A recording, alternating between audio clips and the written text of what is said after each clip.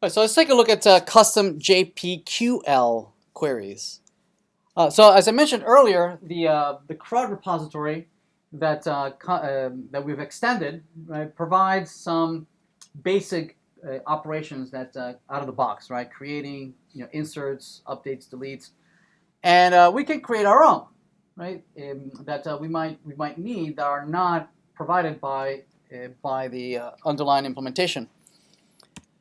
So we can do this by declaring functions. Right. Notice that this is an interface. Right. Our repository is in an interface.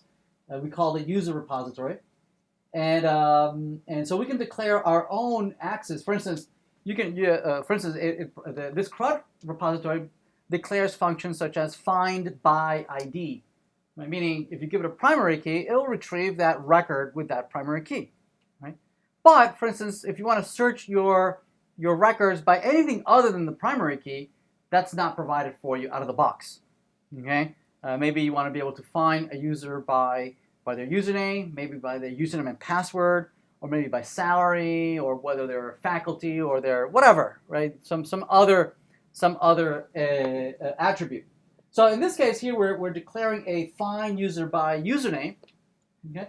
And it's taken as an argument the string for that username. So meaning outside of this repository, if anybody wants to use this, they could grab an instance of the repository and call find user by username, pass the name of the username, and presumably they would get from the database a collection of users that meet that username. So typically it would be just one user. So it makes no sense that this is a list of users. It should be just one user.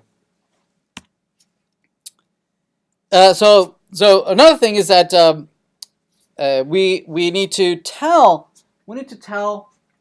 JPA what would the query look like. Right?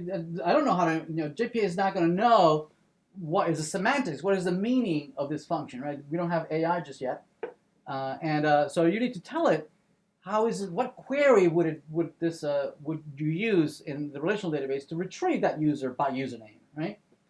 And so to do that, we would use the @query annotation, right, to associate and configure the query that we want to use against the database, right? And the value of the query is a string, and notice that it looks very much like a relational database, like a SQL query, but it's not. Right? It's not. Notice that it has a select, it has a from, it has a where. Okay, so in that sense, it's very similar to SQL. The difference here is that the whole point of ORM is so that you can think about your database at the object level, right? That you don't have to think about it at the relational level, right? Relational level is too low level, right? It's just one particular way of storing data, right? JPA tries to hide that from you as much as possible and try and let you stay in the object world, in the class world. So that user here that says from user, that's not the table user, right? That's the class user, right? Notice that it's uppercase U, okay? So it's referring to the class user, and that user as a variable user, right? That user is a variable of instance of class user. Right, so basically you're saying, retrieve for me all the instances of Java instances of user that are of type user, right, where the following is true, right? User.username, notice that the user.username, the .username there is the field, is a Java property username, right, not the table's field username. If this would be first name or last name, notice that the fields in the database are with underscore, right? But with in Java, they're camel cased, right? So you would only use class level fields, right? So you would say user.firstname. It will be camel case, not underscore. Make sense? So all this is object oriented. So this user.username, where username is a property, and then here it's equal to a placeholder, and that placeholder.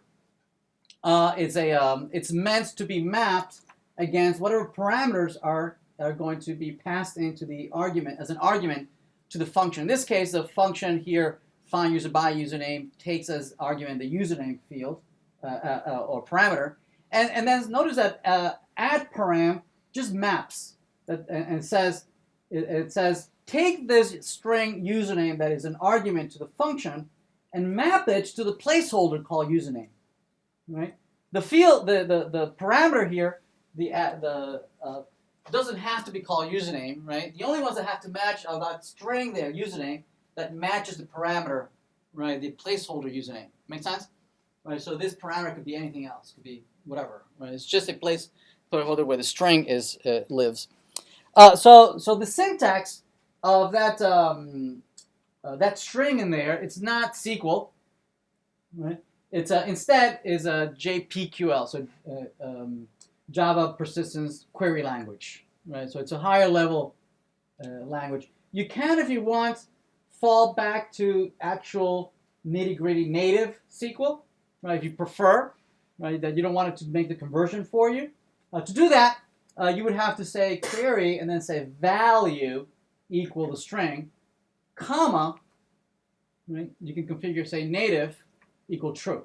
Meaning, I want you to use this native SQL query as opposed to this higher level JPQL query. Okay, it's a nicer this language, the JPQL language, is much nicer, especially when you're doing joins. You know, if you want to join 2 or 3 or 4 tables, in JPQL it's trivial.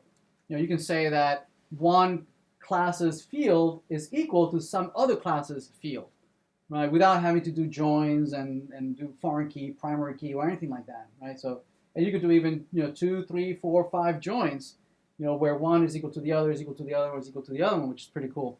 You can also do navigation, right? So if a user has a course that has a module that has a lesson whose title is whatever, right? You can do that in JPQL. You can navigate through all the fields without having to join, which is pretty powerful.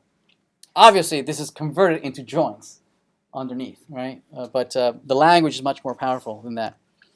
Here's a couple more. Find user by credentials.